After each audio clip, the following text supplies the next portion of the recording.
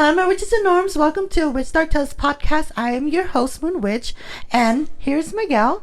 Hi. And our special guest, Lidia. Hi. Now, we did see her last week on the podcast, but this time it's her turn. And congratulations to you and to me, because she's my first guest that I actually traveled to go to her house. And I've been planning... tear. I've been planning to do like a travel to people's, houses, even out of town, just to share their stories. And thank you so much for having me do this on my first podcast traveling, even though we live in the same town, but it's a start. Yeah, it's a start. Now, within this video, we're going to be talking about or reacting to shamanism, and also a ghost personal stories that relates to Lidia and her brother, which we will talk about later. So let's get straight into the podcast. Warning, anything we talk about in here will be just from our perspective, and also strong adult language and talk of death and such, but warning, views discretion is advised. What do you know from your perspective, and can you explain to the viewers and the audio listeners what shamanism is, or what you know of it? So shamanism is a religion, this is just what the Hmong community believes in. That's our religion, and that's what we believe in. So have you ever, now that we know a little bit that shamanism is a religion, have you ever experienced or encountered at one of those ceremonies that they do during the practice? You mean like when they do like... it's called jingle bell? Yeah, jingle bell? Jingle bell, yes. But in Hmong, they say it as Orneng. Orneng. Yes.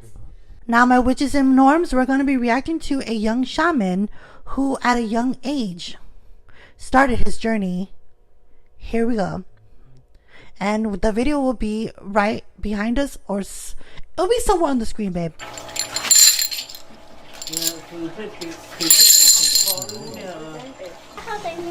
Yeah.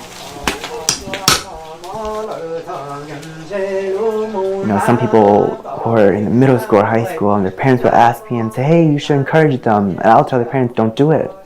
Don't push them to do this, because don't take away their childhood. Don't take away the time that they should to find themselves, to explore who they are, because I didn't get that, right? I never went to prom. I never went to homecoming, because I never got the chance to. I was doing ceremonies. My name is Billy Lore. My real name, I would say, is Dunza Lo. Born and raised in Eau Claire, Wisconsin. I am a 24-year-old shaman.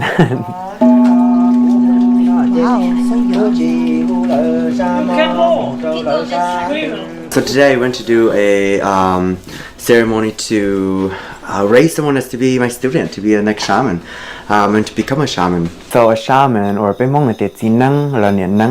shaman is someone who healed through using spiritual medicine, holistic healing, but primarily working in tandem with their spirit guides and healing community members. So they're a spiritual healer in simple terms. She had a lot of pain, physical pain. She was in and out of hospital a lot, constantly, but no one could ever find what was wrong with her. She went into the hospital and had blood work done, and she came out with no symptoms. She was completely fine. And she's very confused about it. And so I did a ceremony, I looked, and I was like, oh, I think you have spirit guides. Hmong people say so morning shaman illness. And it is hard to actually determine what even is morning, or even is, an illness that's coming on, because you're experiencing a calling. So basically, like, what he was saying is that, like, the lady that he's ordained for, right? So for me, what happened was I actually started getting sick. And the sickness or this illness, it didn't have a root. We were never able to find what was causing it. I was healthy, it was fine, but my pain wasn't going away. For example, my hands actually hurt so bad to the point where I couldn't hold a spoon to eat. I couldn't hold a pencil, and so I was doing horrible in geometry. I remember that, because I could not hold a pencil. So now he's telling his story about how he became a shaman. So my mom actually consulted in multiple shamans, and each time we did, the shaman would say, your son is going to be a shaman. My family actually, we went to church, and so we didn't practice traditional shamanism. We never had. The moment my parents got married in the States, we automatically went to church already, and so we had no idea what was going on. And it was a hard pill to swallow. Most of us didn't do it. And then to validate if you are a shaman, you have to take this test. We call it Qi, we call it Qie Ta, Qi Neng. There's multiple names, but it is really to see if you're going to shake. Bimoka Qi, we're going to try if you shake. So this part is when they're testing her to shake.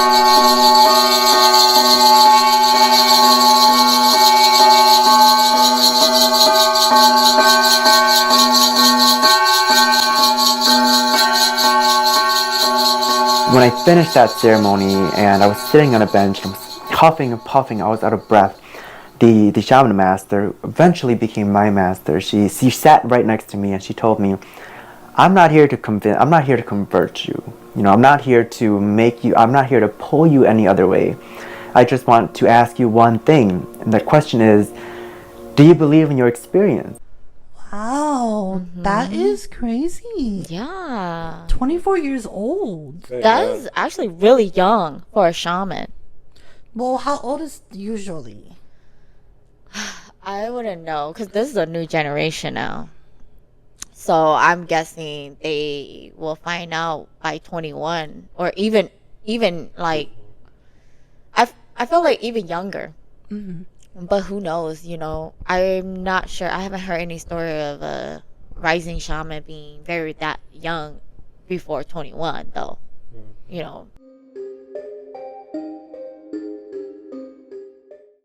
The story of my background is I only have one brother. In our family, we have 5 sisters, one brother. Our brother is the oldest. He had passed away last year. And if you guys see me get a little bit emotional, I'm sorry.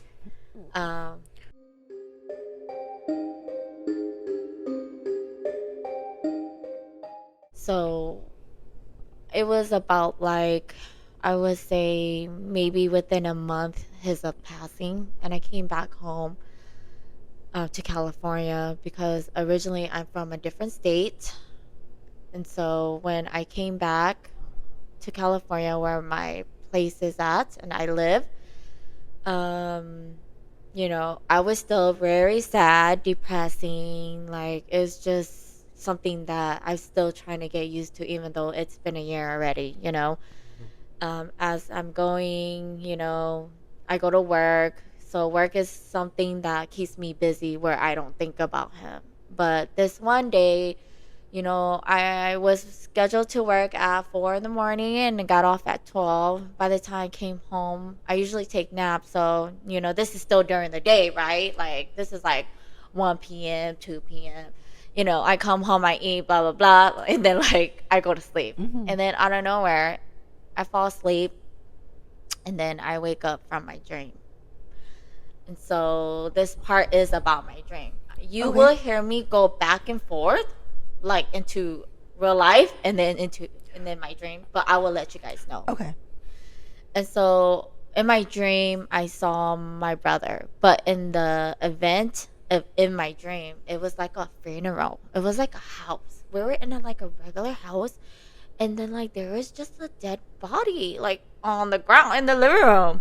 And in my dream, I'm like, what the heck? I'm so scared. I'm walking around and this is kind of a house. And you see a lot of my relatives just walking around the house while the dead body was on the ground, And then I just sat down on a couch next to my sister-in-law in my dreams. And all suddenly my brother pops up next to me when my sister-in-law is next to me, the other side, right? And so, I'm like, what are you doing here, to my brother? And then he was like, I'm just visiting, I'm visiting the person that's dead on the ground. And I'm visiting you. And I'm like, okay. Who was the one that was dead on the ground? Girl, I don't know. But I could tell you it was a relative. That was the scary thing.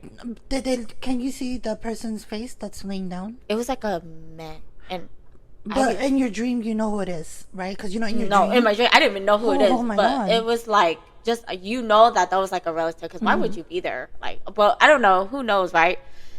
And going back to my dream, so in my dream, my brother, those people in my dream can't see him because he's a ghost in my dream. Like, if you get it, like, it's my dream and then he's a ghost, so nobody can see him but me. And so, like, he's talking to me, he goes, nobody can see me but you. And I'm like, your wife can't even see you, which is my sister-in-law that's next to me. He was like, no, she can't see me. And so in my dream, I turned to my sister-in-law and I go, my brother's here, which is her husband. She goes, what? And I'm like, yeah. And she goes, what is he doing here? And I'm like, I don't know. I think he's visiting, the person that's dead on the ground. And then she's like, oh.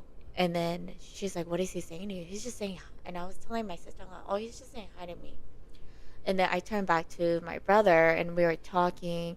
And, in my dream, I'm like crying. I'm like bawling, rolling. Like, I don't know. Like, I'm just so crying where I can't breathe. Like, you can tell, like, you're crying so hard that, like, you can't breathe. Right. And, and I'm telling him, like, I miss you.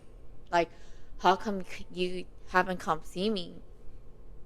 I missed you. Like, how come you haven't seen me? Ever since you have passed away. Like, and then he tells me, he goes, well, I know that you're scared. I know in general you are scared. You are a chicken. So I'm just coming to see you this one time, to check up on you.